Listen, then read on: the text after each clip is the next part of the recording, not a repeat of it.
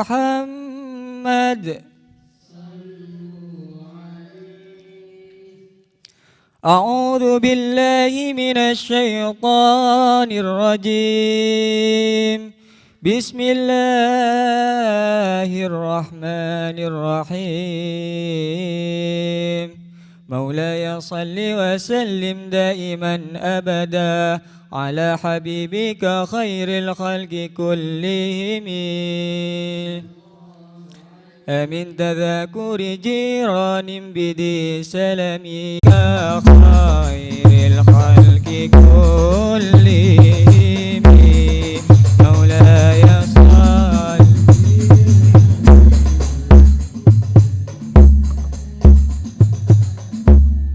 على حبيبك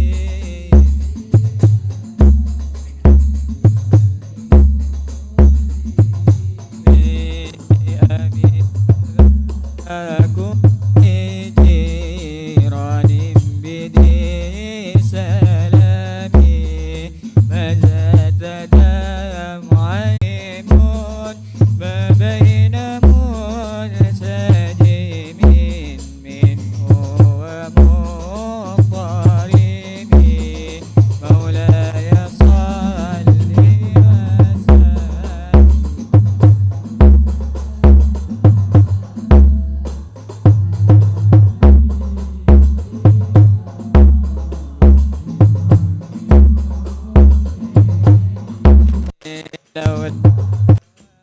ألم تريد دمعا على ضلالي ولا أريك تالي ذكر المال والعالم.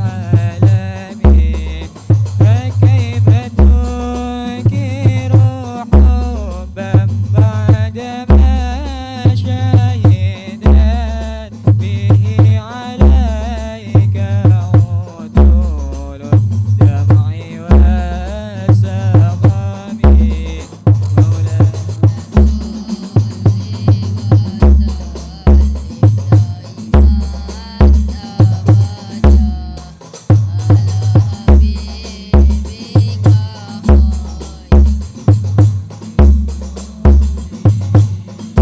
مولاي مولاي صل وسلم دائما أبدا على حبيبك خير الخلق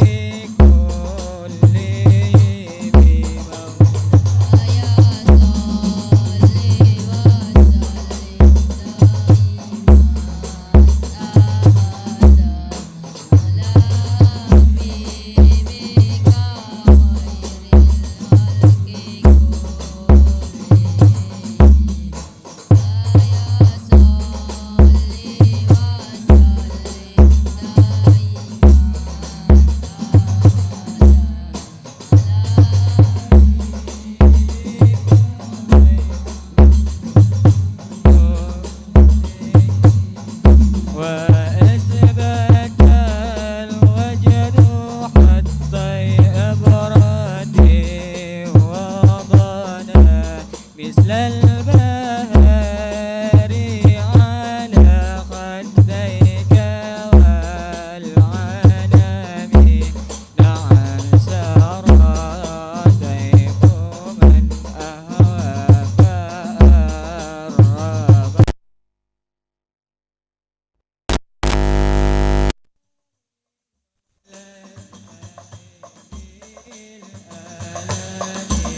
مولاي صل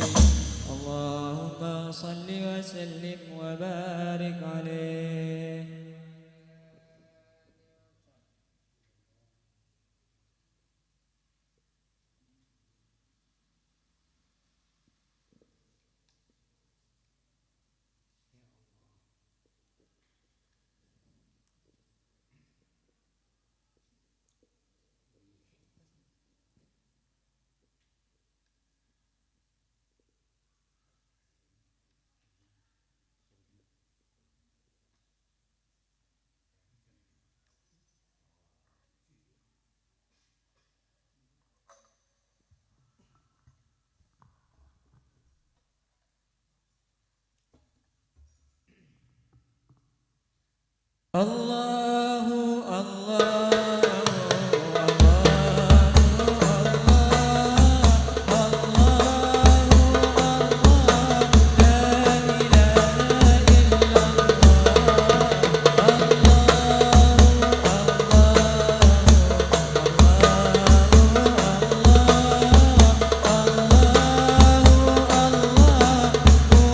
محمد رسول الله.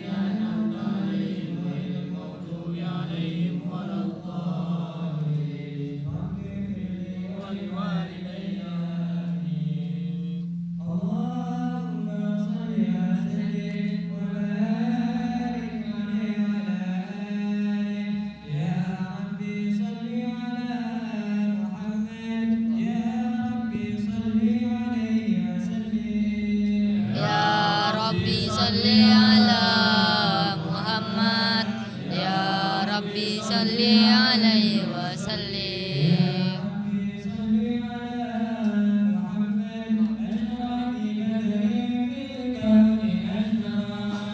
Ya Rabbi salli ala Muhammad ya Rabbi salli alaihi wasallim.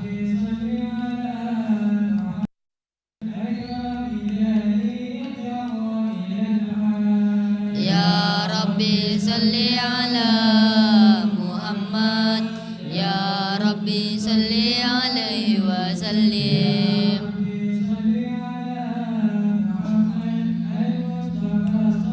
Salli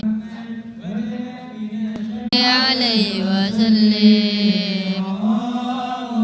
Salli wa sallim wa barik alaihi wa alihi. Assalamu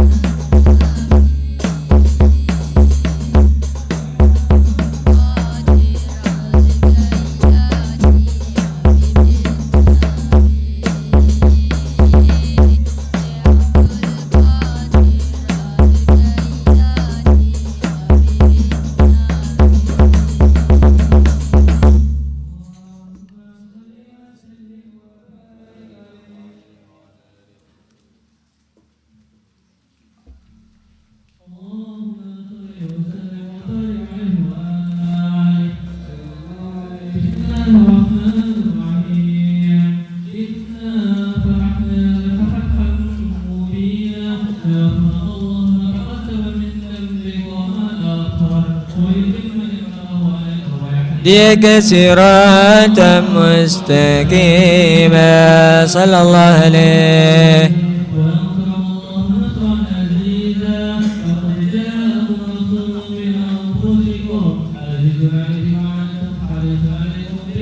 منين رؤوف الرحيم صلى الله عليه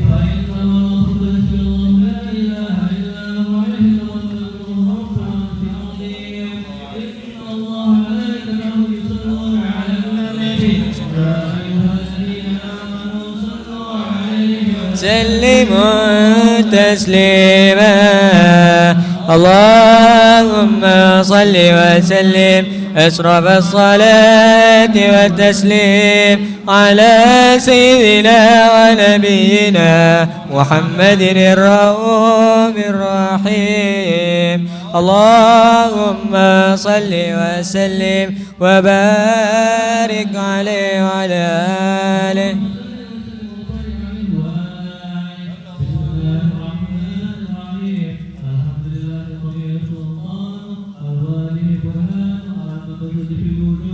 كرمه وإحسانه صلى الله عليه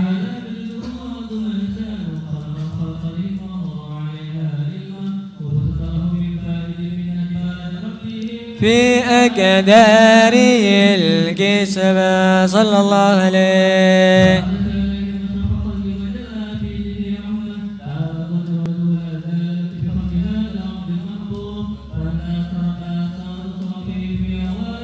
بالشهادة والغيوب صلى الله عليه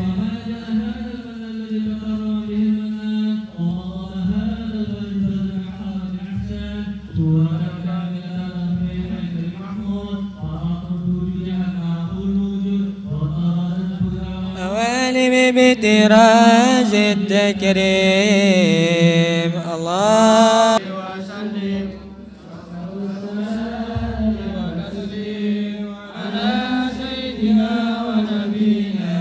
محمد الرؤوف الرحيم اللهم صل وسلم وبارك عليه وعلى آله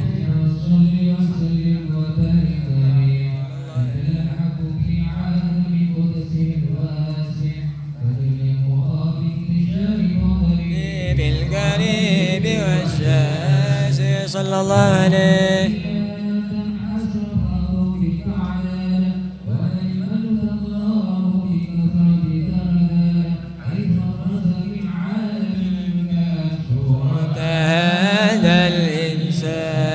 صلى الله عليه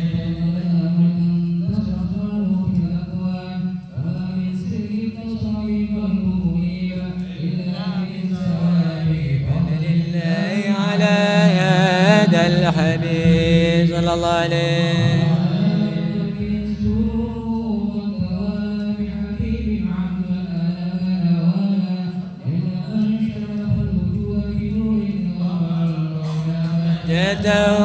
وجمالا صلى الله عليه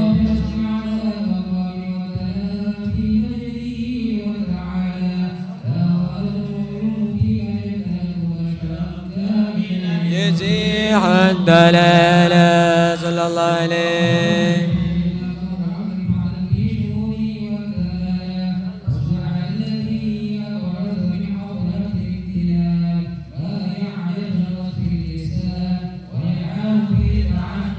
معانيه الجنان صلى الله عليه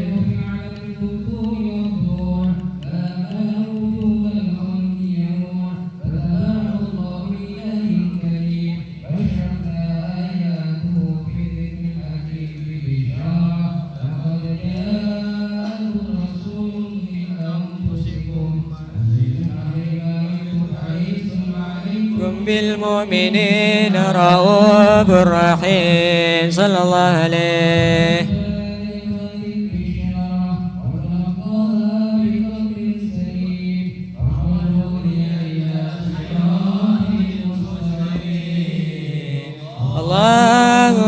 صل وسلم أسرف الصلاة والتسليم على سيدنا ونبينا محمد الرؤوف الرحيم. اللهم صل وسلم وبارك عليه وعلى آله.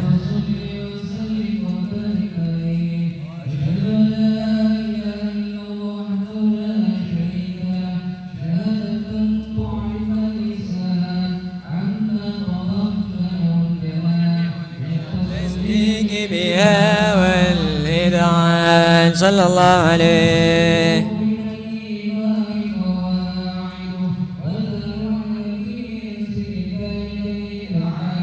تشذيك شواهد صلى الله عليه.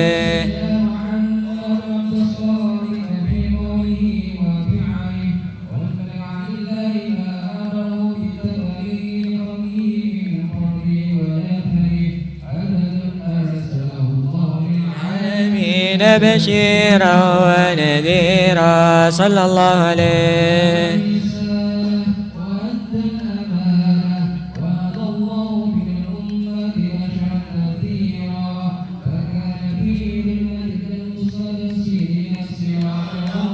قمرا منيرا صلى الله عليه.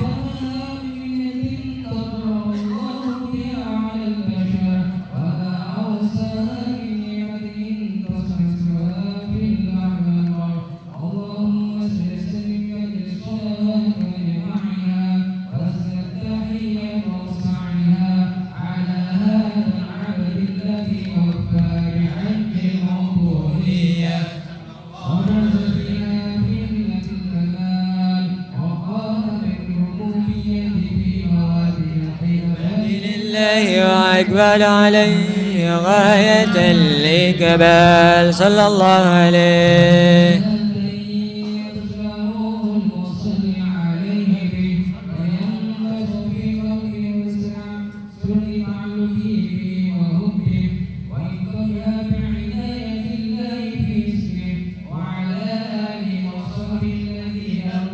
صهوة المجد بقربه صلى الله عليه.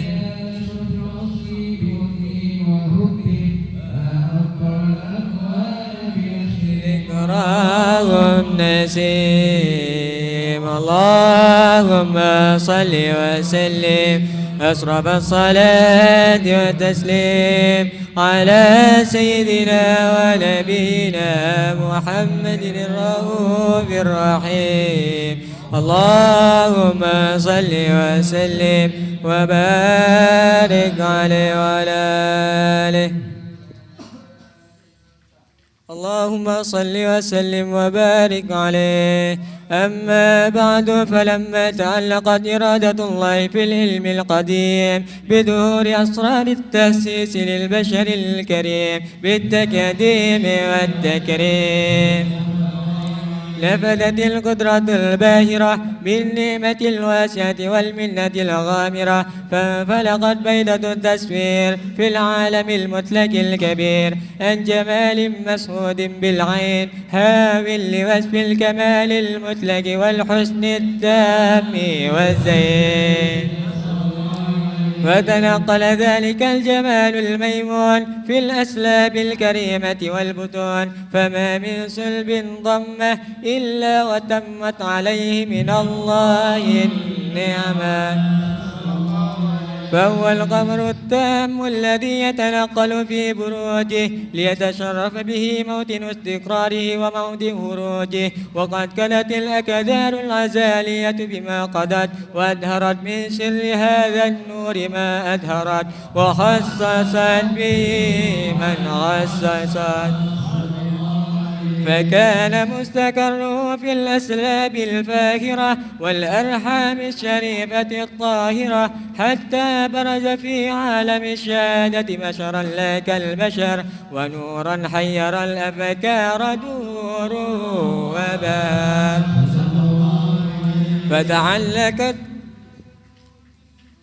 فتعلقت همة الراكم لهذه الحروف بأن يركم في هذا القرطاس ما هو لديه من عجائب ذلك النور معروف.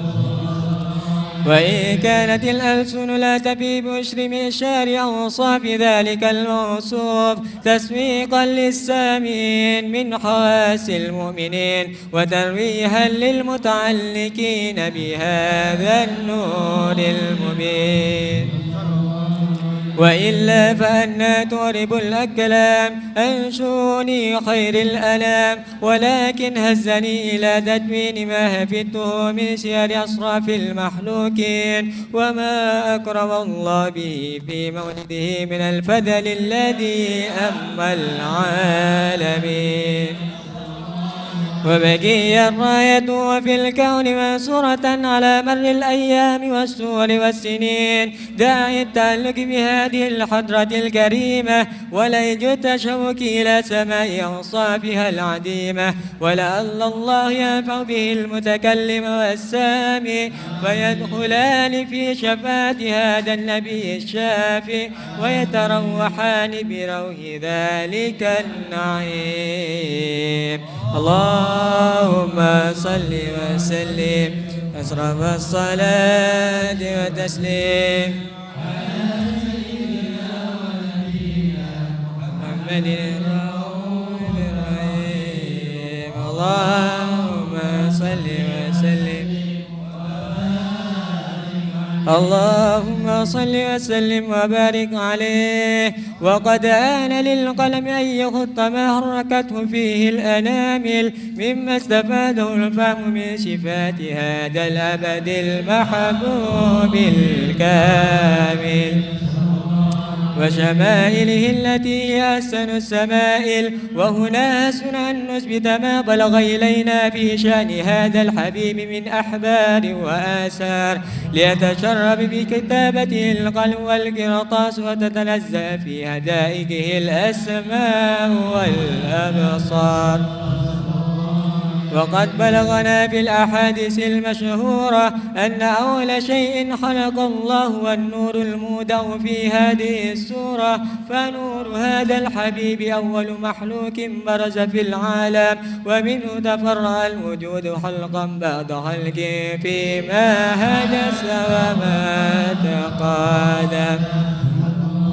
وقد أخرج عبد الرزاق بسنده عن جابر بن عبد الله الأنصاري رضي الله عنهما قال: قلت يا رسول الله بأبي وأمي أخبرني عن أول شيء خلق الله قبل الأشياء. قال: يا جابر إن الله خلق قبل الأشياء نور نبيك محمد صلى الله عليه وسلم من نوره.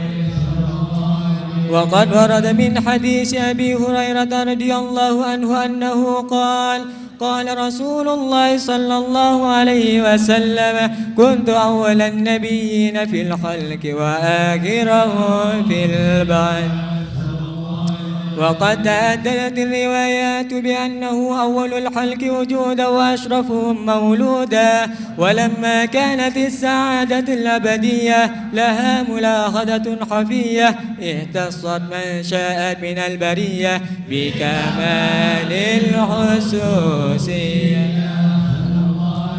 فاستودعت هذا النور المبين أسلاب وبطون من شرفته من العالمين، فتنقل هذا النور من صلب آدم ونوح وإبراهيم حتى أوصلت يد العلم القديم إلى من خصصته بالتكريم أبيه الكريم عبد الله بن عبد المطلب ذي القدر العظيم، وأمه التي هي في المخاوف آمنة السيدة الكريمة آمنة، فتلقاه صلب عبد الله فألقاه إلى بدنها فضمته أشاؤها بمعونة الله محافظة على حق هذه الدرة وصونها، فحملته برعاية الله كما ورد عنها حملا خفيفا لا تجد له ثقلا ولا تشكو منه ألما ولا إللا، حتى مر الشهر بعد الشهر من حمله وقرب وقت بروزه إلى عالم الشهادة لتنبسط على أهل هذا العالم فيوضة فضله وتنتشر فيه آثار مجد الصميم. اللهم صل وسلم أشرف الصلاة وتسليم على سيدنا ونبينا محمد الرؤوف الرحيم. اللهم صل وسلم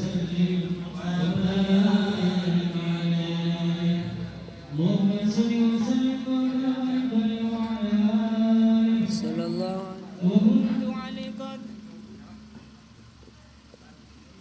ومنذ علقت به هذه الدرة المكنونة والجوهرة المغصونة والكون كله يسبي ويمسي في سرور وابتهاج بقرب دور إشراق هذا الصراط والعيون متشوفة إلى بروزه متشوقة إلى التقار جواهر كنوزه. وكل دابة لقريش نطقت ببشر العباد في ذلك العام إلا أتت في حملها بغلام من بركات وسعادة هذا الإمام. ولم تزل الأرض والسماوات متضمخة بعد الفرح بملاقاة أشرف البريات وبروزه من عالم الخفاء إلى عالم الدهور بددنا كله في البطون والدهور. فأظهر الله في الوجود بهجة التكريم وبسط في العالم الكبير مائدة التشريف والتعظيم ببروز هذا البشر الكريم. اللهم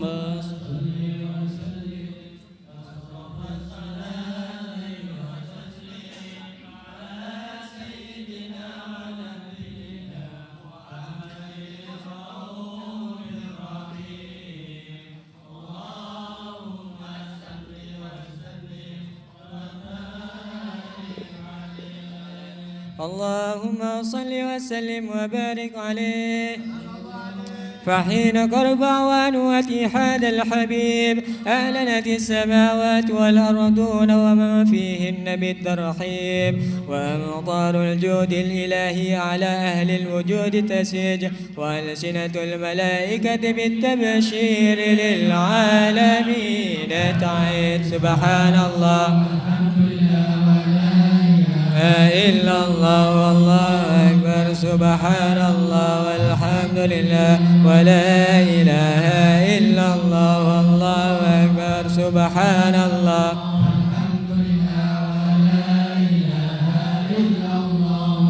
أكبر. والقدرة كسفت كناء هذا المستور ليبرز نوره كاملا في عالم الظهور نورا فاق كل نور. وأنفذ الحق حكمه على من أتم الله عليه النعمة من حواس الأمة أن يهدر عند وجهه أمة تعنيسا لجنابها المصعود ومشاركة لها في هذا السمات الممدود. فحضرت بتوفيق الله السيدة مريم والسيدة آسيا ومعهما من الحور العين ما قسم الله له من الشرف بالقسمة الوافية. فأتى الوقت الذي رتب الله على هدوره وجود هذا المولود فانفلق صبح الكمال من النور عن عمود وبرز الحامد المحمود مدينا لله بالتعظيم والسجود. محمد صلى الله على محمد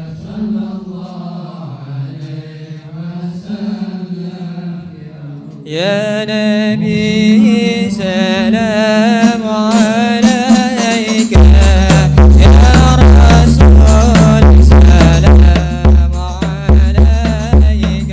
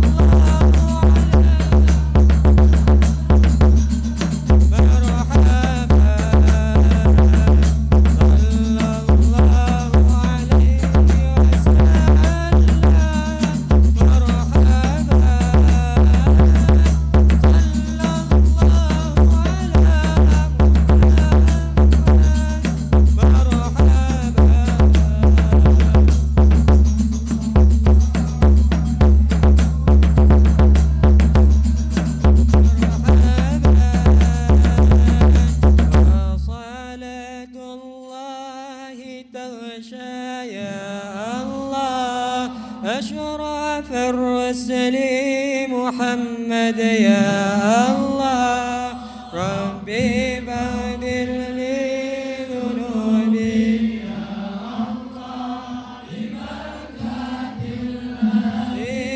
محمد يا الله وسلام مستمر يا الله كل حين يتجدد يا الله ربي فاغفر لي ذنوبي يا الله ببركة الهادي محمد يا الله اللهم صل وسلم وبارك عليه اللهم صل وسلم وبارك عليه صلى الله عليه صلى الله عليه وسلم من بعد حكمه فرزق من صرفه الى السماء رؤيا بذلك رفعنا انه شرفا على صلى الله عليه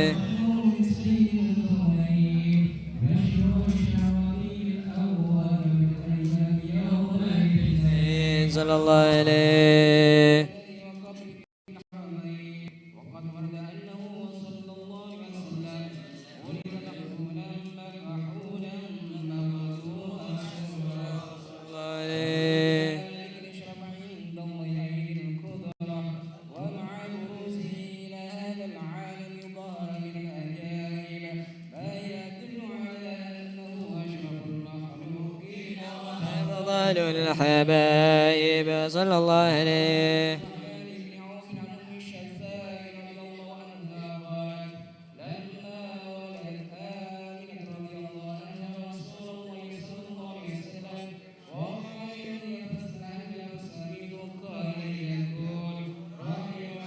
الله أو رحمك رب صلى الله عليه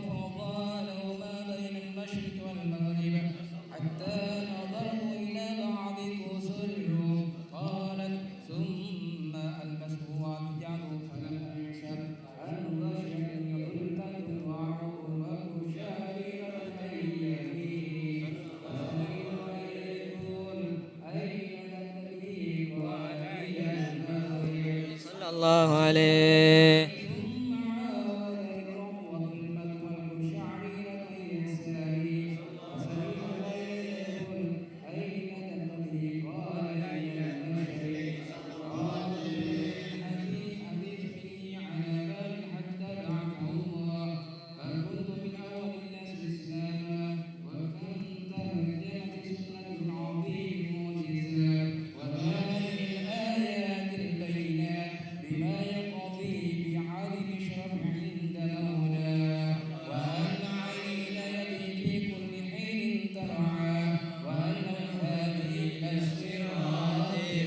مستقيم اللهم صل وسلم أشرف الصلاة والتسليم على سيدنا ونبينا محمد الرؤوف الرحيم اللهم صل وسلم وبارك عليه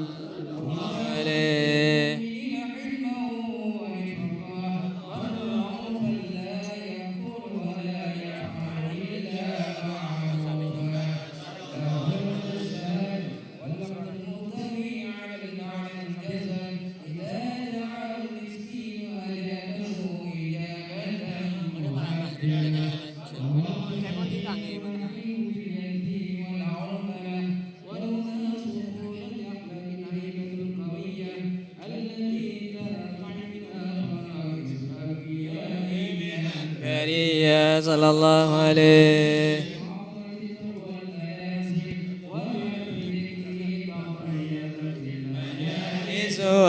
والمحافل صلى الله عليه.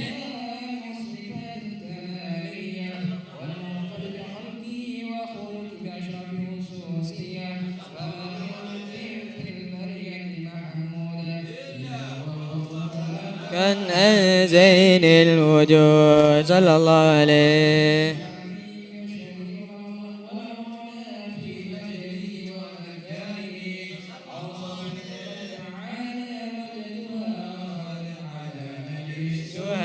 بيناني صلى الله عليه.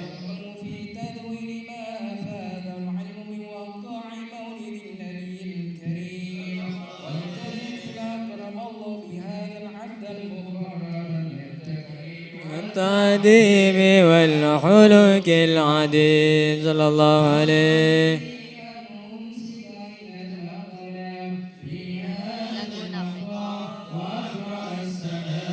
على سيد الأنام. السلام عليك أيها النبي ورحمة الله وبركاته. السلام عليك أيها النبي ورحمة الله وبركاته.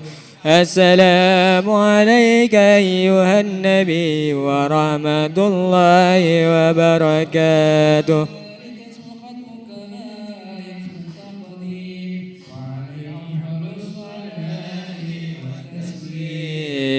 اللهم صل وسلم أشرف الصلاة وتسليم على سيدنا ونبينا محمد الرؤوف الرحيم. اللهم صل وسلم. صلوا على النبي محمد. بشرى لنا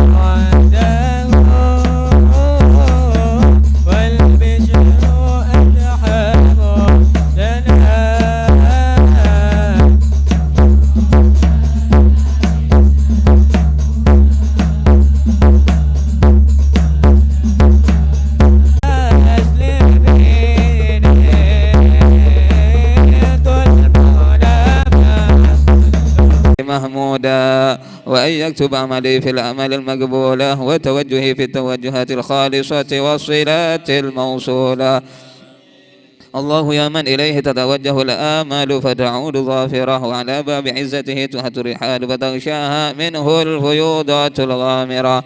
نتوجه إليك بأشرف الوسائل لديك سيد المرسلين عبدك الصادق الأمين سيدنا محمد الذي عمت رسالته العالمين أن تصلي وتسلم على تلك الذات الكاملة مستودع أمانتك وحافظ سرك وحامل راية دعوتك الشاملة الأب الأكبر المحبوب لك والمخصص بشرف الأبخار في كل موطن من مواطن القرب ومظهر قاسم إمدادك في عبادك وساقي كؤوس إرشادك لأهل ودادك سيد الكونين وأشرف الثقلين الأمر المحبوب الخالص المخصوص منك بأجل الخصائص اللهم صل وسلم عليه وعلى آله وأصحابه وأهل حضرة اقترابه من أحبابه اللهم إنا نقدم إليك جاه هذا النبي الكريم ونتوسل إليك بشرف مقامه العظيم أن تلاحظنا في حركاتنا وسكناتنا بعين عنايتك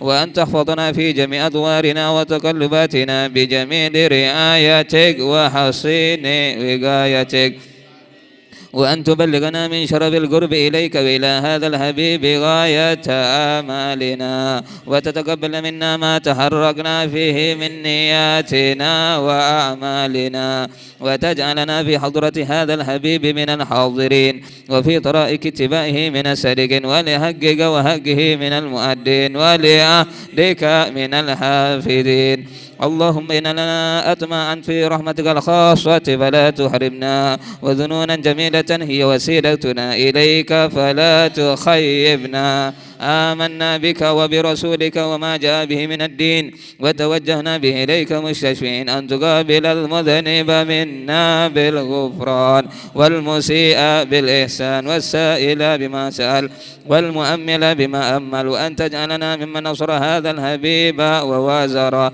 وولاه وظاهر وعم ببركته وشريف وجهته أولادنا ووالدينا وأهل قدرنا ووادينا وجميع المسلمين والمسلمات والمؤمنين والمؤمنات في جميع الجهاد وأدم راية الدين القويم في جميع الأوطار منشورة ومعالم الإسلام والإيمان بأهلها معمورة معنى وصورة واكشف اللهم كربة المكروبين واقضي دين المدين واغفر للمظلمين وتقبل توبة التائبين وانشر رحمتك على عبادك المؤمنين أجمعين واكفي شر المعتدين والظالمين وابسط العدل بولاة الحق في جميع النواحي والأقطار وأيدهم بتأييد من عندك ونصر على المعاندين من المنافقين والكفار واجعلنا يا رب في الحسن الحسين من جميع البلايا واجعلنا يا رب في الحسن الحسين من جميع البلايا واجعلنا يا رب في الحسن الحسين من جميع البلايا وفي الحز المكين من الذنوب والخطايا وادمنا في العمل بطاعتك والصدق في خدمتك قائمين وإذا توفيتنا فتوفنا مسلمين مؤمنين واختم لنا منك بخير أجمعين وصل وسلم على هذا الحبيب المحبوب للأجسام والأرواح والقلوب وعلى آله وصحبه ومن إليه منسوب آخر دعوانا عن الحمد لله رب العالمين سبحان ربك رب العزة عما يصفون وسلام على المرسلين والحمد لله رب العالمين وإلى حضرة النبي صلى الله عليه وسلم سر الفاتحة.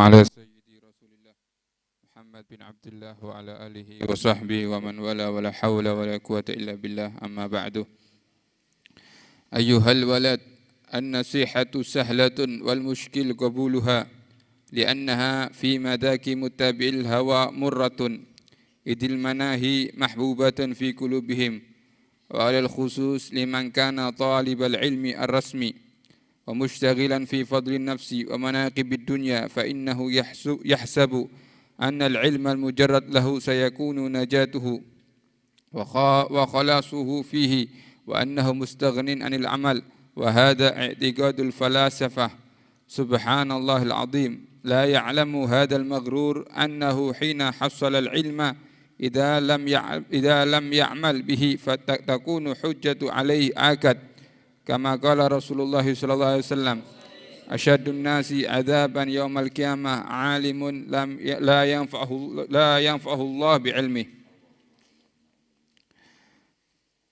Wahai anak, nasihat itu gampang. Wal muskil qabuluha. Yang masalah itu menerima nasihat. Orang kalau nasihati enteng, Pak. Ngamalkan nasihat ini yang susah. Mengamalkan nasihat ini yang susah. Dinasihati, kau ini lak bengi wiritan mulai jam 2 dulu. Sampai subuh, enteng lah nasihat. Lakonono, soro. Karena nuruti hawa nafsu itu murratun, pahit. Orang kalau nuruti hawa nafsunya dilawan itu pasti pahit. Kalau kita sholat, susah kayaknya. Pertama-pertama. Lama-lama, cinta sama sholat. Kita dzikir lama, pertama susah Pak. Lama-lama, tidak dzikir tidak enak. Tidak dzikir tidak enak. Biasa malam hari bangun. Tidak malam hari tidak bangun, sompek. Karena sudah biasa bangun malam. Idil manahi mahbubatun fi qulubihim. Semua yang dilarang ini memang dicinta. Enak kalau dilarang ini. Dan sewu, dilarang zina. Enak apa tidak zina? Tak tahu, neng kalau tak tahu lah. Wong halale enak, wong neng harome.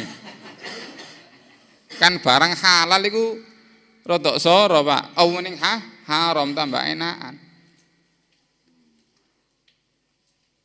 Minum khamr, orang mengatakan minum khamr tenang, dilarang, nikmat memang. Tapi nanti ujung-ujungnya dia tidak akan merasakan kenikmatan. Wong minum ngombe pil nih Pak, orang yang ngombe pil tenang pas ngombe ini, mare stres.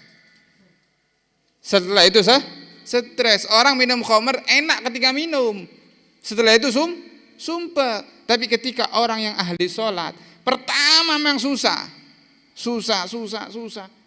Istiqomah. Tidak ngelakoni, tidak enak. Tidak melakukan, tidak enak. Wa alal khusus liman kana talibal ilmi ar-rasmi wa mushtagilan fi fadli nafsi wa manaqibid dunya. Lebih-lebih yang nuruti nafsu ini lebih-lebih orang-orang yang nyari ilmu. Ulama, tokoh masyarakat, semua yang mencari ilmu. Lebih-lebih ulama, karena Imam Ghazali pasti menekankan kepada ulama.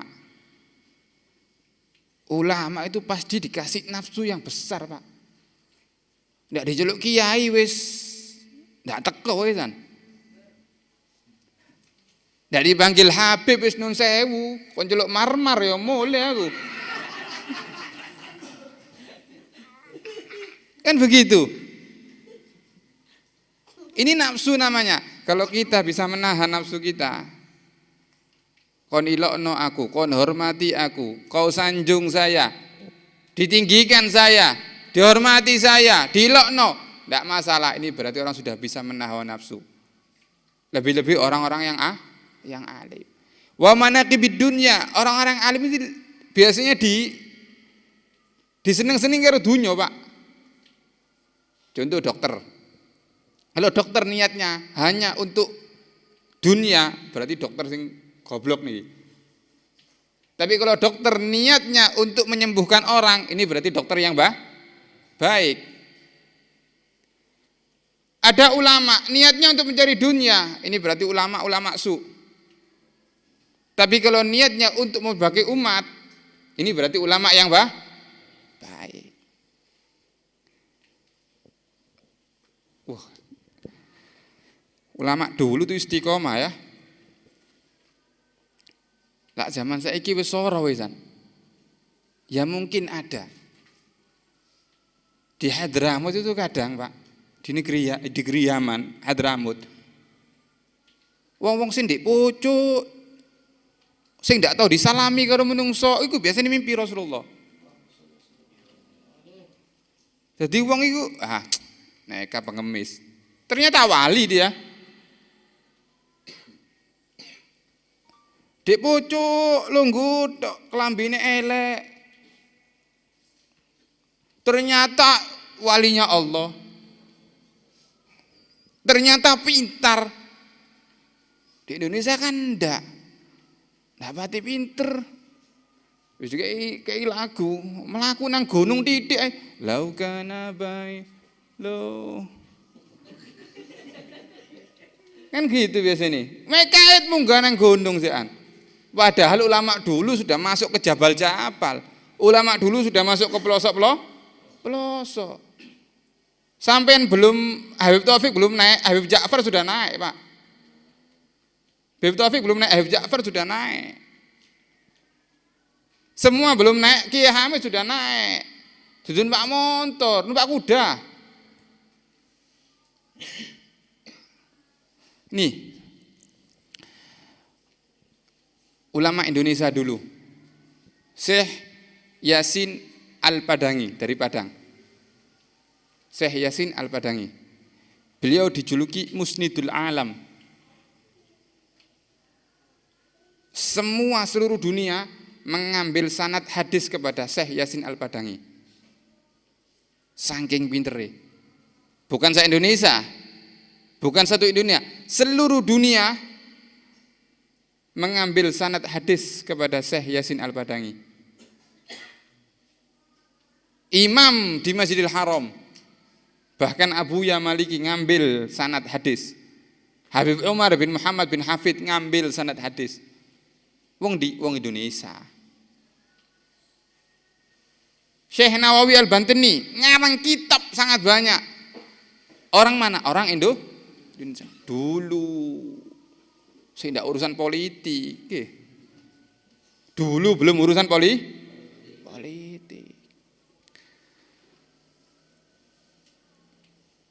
Kalau ada ulama yang istiqomah, sampean cekel. Kalau ada ulama yang istiqomah, sampean pegang. Iki guruku berarti. Ini guru saya.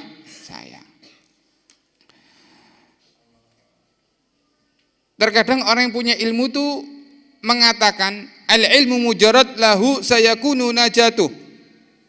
Saya punya ilmu aja cukup wis. Dia merasa najah, selamat sudah. Engkok neka alim. Saya ini alim. Padahal dia tidak mengamalkan ilmu, tidak selamat. Tidak mengamalkan ilmu tidak salah.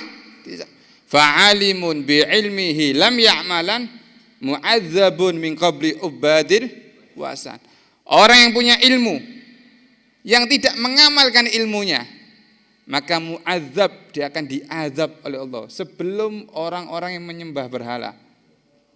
Sadering orang kafir, beda ulama sing ndak gelem ngamalno ilmune, maka dia diazab oleh Allah sebelum orang-orang kafir.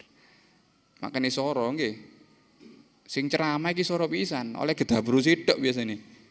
Padahal ndak nglakokno. Ya mudah-mudahan sedikit demi sedikit bisa melakukan ya, sedikit bisa melakukan. Ini majelis saya buka 2 minggu sekali. Ba'dal asr jam 5 istiwa. Mungkin dibaca sedikit dengan baca kitab Ayyuhal Walad ini. Sabtu ini semangken ya Maulid. Sabtu boleh perai. Sabtunya lagi Maulid sore. Seperti ini. Sabtu boleh perai. Sabtunya lagi Maulid pas Sabtu Legi. Pas Sabtu Legi. Setelah Sabtu Legi malam, bukan asar, malam pada Lisa Sabtu Legi langsung hari Sabtunya langsung Maulid. Kan kita Sabtu Legi yang kemana sudah Maulid. Malam ya, langsung seperti ini. Balik lagi berarti. Ya, insyaallah istiqomah ya. Insyaallah istiqomah. Lebih-lebih Habib Abdullah iki. Iki rada uculan iki Pak nggih. Iki ndak dicekeli kok ucul iki. Gus Muhi, Habib Mahdi, Habib Masyhur insyaallah istiqomah. Amin Allahumma amin. Rabbi anfa'na bi barakatihim wa hdinal husna bi hurmatihim wa amitna fi tariqatihim wa mu'afatil fatini hada minni. Assalamualaikum warahmatullahi taala wabarakatuh.